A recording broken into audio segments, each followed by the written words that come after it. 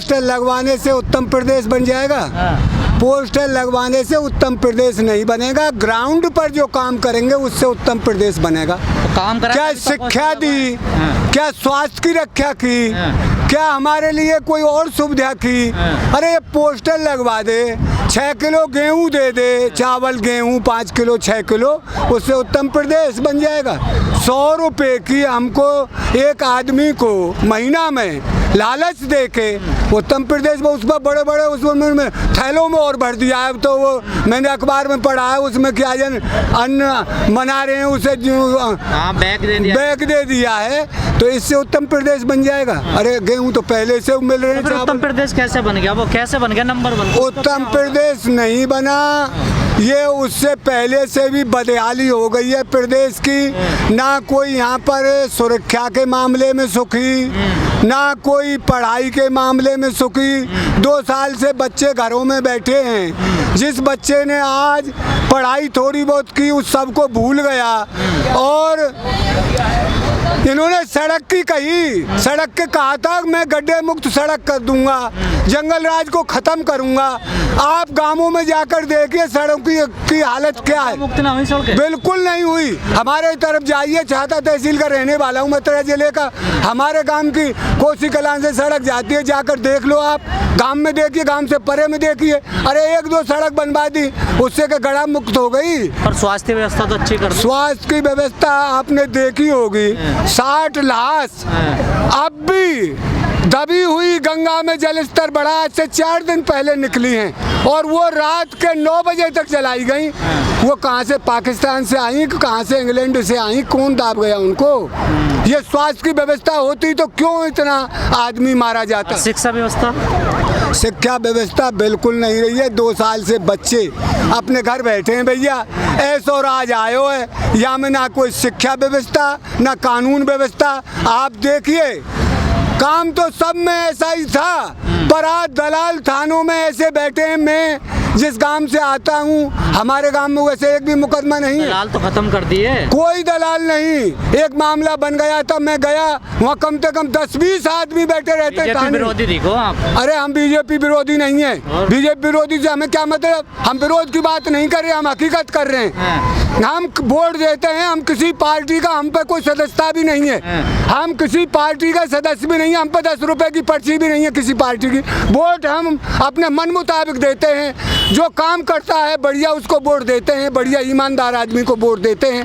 हम ये नहीं है कि हम उससे मुक्त कर दिया प्रदेश, अब तो अच्छी बात है। कुछ नहीं। आज हमारे पश्चिमी उत्तर प्रदेश में गन्ना उत्पादन होता है, वहाँ 12 लाख करोड़ रुपया किसानों का गन्ने का भुगतान बकाया पड़ा है। वो कैसे अपने बच्चों को पालेंगे बताइए? कैसे इसने ये अपने कमर को आप ही ठोक रहे हैं। तो कई सालों और हमारा गेहूं जो कम से कम 5% भी नहीं लिया इन्होंने सरकारी खरीद पर। पहले तो हरियाणा में, हम हरियाणा बॉर्डर पर लगते हैं, होडल हमसे 5-6 किलोमीटर दूर है। जब कांग्रेस की वहाँ सरकार होती थी, उसकी हुड्डा साहब की, हमने गेहूं, हमारी यूपी आगरा से परे तक का गेहूं तुलता था होडल में। आज वो स्थिति हो गई है।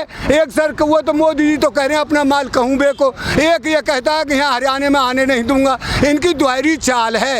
इन्होंने जो हमारा गेहूं खरीदा, किसने खरीदा? दलालों ने। आपकी महिलाओं को सुरक्षा तो दे रही है? महिलाओं की कहाँ है सुरक्षा?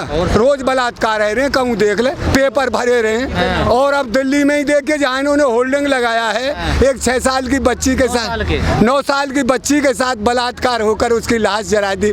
ऐसे ही हमारे उसमें हाथरस में हुआ। इनकी सरकार में ये तो यहाँ तो आप बैठे हो, मोदी यूँ कहता था बेटी पढ़ाओ बेटी बचाओ। अब ये बेटी पढ़ रही है और बच रही है। इनका सब झूठ है, पाखंड है, और यह इनके सामने आएगा भाई।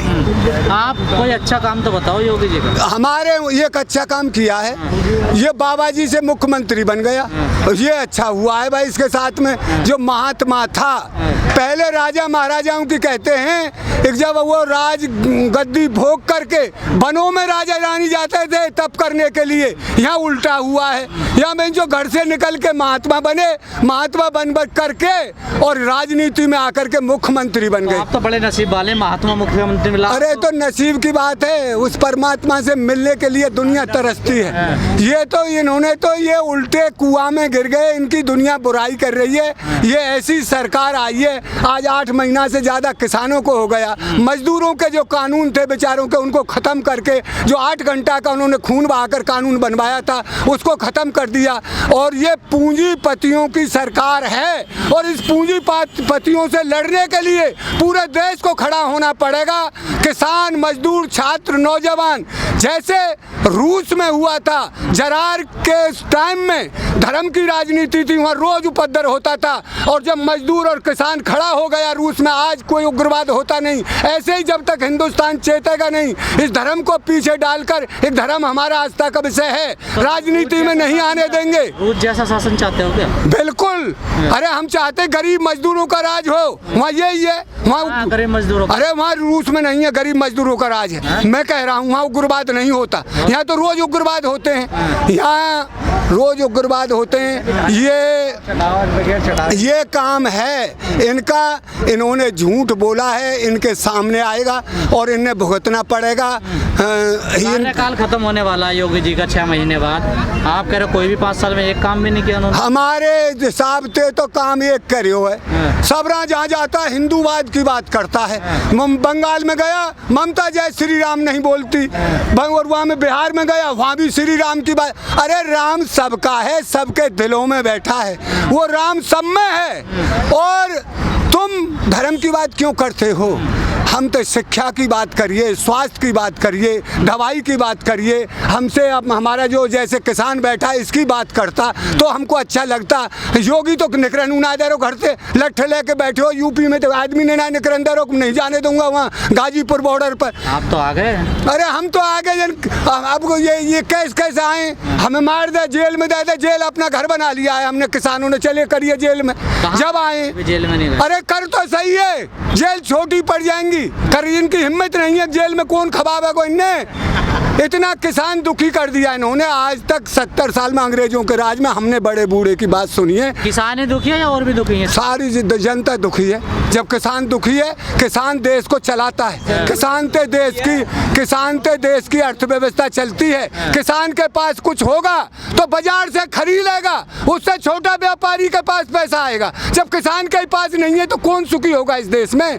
सबसे बड़ी बात है, जब किसान दुखी हो जाएगा तो पूरा देश दुखी हो जाएगा। कहाँ से पैसा आएगा? किसान के घर से आता। हम कपास बोते हैं जिससे मतलब इनकी फैक्ट्री और वो चल रही हैं। हम तम्बाकू बोते हैं जिससे इनके बीड़ी, देसराई और क्या क्या जो ये तम्बाकू खाने के वो चल रहा है। किसान के तो उद्योग। हम चीनी बोते हैं, वो गन्ना बोते हैं तो चीनी की फैक्ट्री चल रही है। किसान तो उत्पादन करता है। हम गेहूँ बोते हैं तो ये आटा मिल चल रही है। हमारे पीछे तो हो रहा है सारा काम। हम पैसे 16 रुपये 15 रुपये किलो खरीद कर ये अपना ब्रांड लगाकर 45-50 रुपये बेचते हैं। आज नमक हमारा आगे भैया मोटो नमक लाए करे बड़े बूढ़े कट्टा में, वो 2-3 रुपया को आ जाओ कट्टा।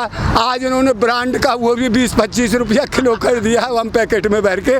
तो ये सरकार पे मजदूर किसान जब भी बचेगो जब आप लट्ठ लेके ठाड़े हो जाएंगे और चेत में हो जाएंगे। सबको राम राम।